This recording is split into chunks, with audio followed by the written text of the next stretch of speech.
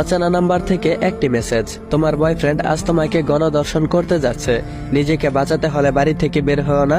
অহনা সাজগোজ করছিল তার বয়ফ্রেন্ডের সাথে দেখা করতে যাবে বলে।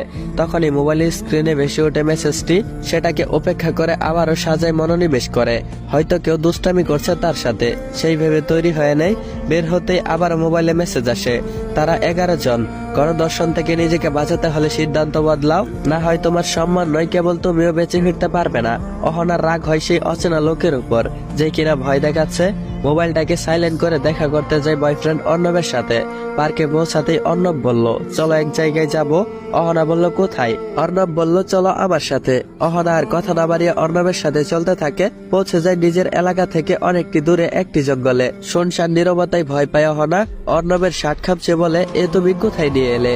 অর্ণব বলল, আরেকটু বেবি, কিছুক্ষণ পরেই দেখতে পারবে আসল মজা। অহনা বলল, এটা তো জঙ্গল, এখানে তুমি কি করবে? বড় কোনো সারপ্রাইজ আছে নাকি?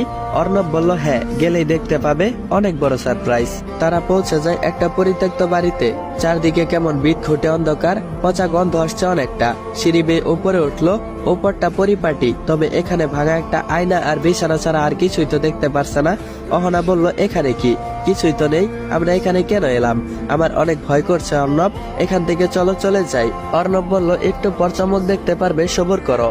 দেখতে পেল একে একে 10 জন তরুণ প্রবেশ করলো রুমটাতে।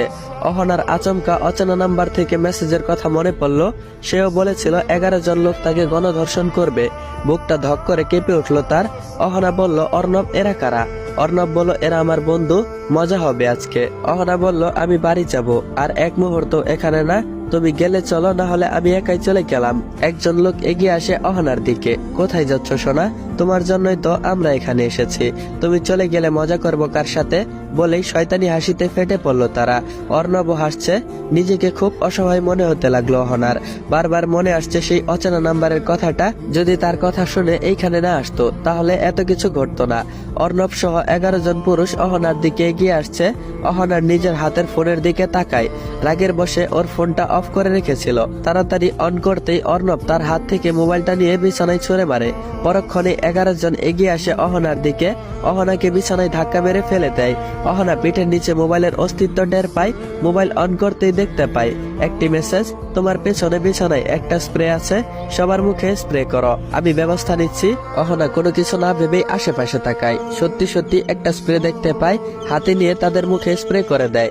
তারপর তাড়াহুড়ো করে রুমটি থেকে বের হয়ে যেতেই অর্ণব হাত ধরে ফেলে আর বলে, কোথায় যাচ্ছিস? তোকে আজকে ভোগ না করে ছাড়বো না, পালাতে পারবি না। তারপর অহনা অর্ণবের হাতে কামড় বসিয়ে দেয়। ব্যথার চোটে অর্ণব তাকে ছেড়ে দেয়।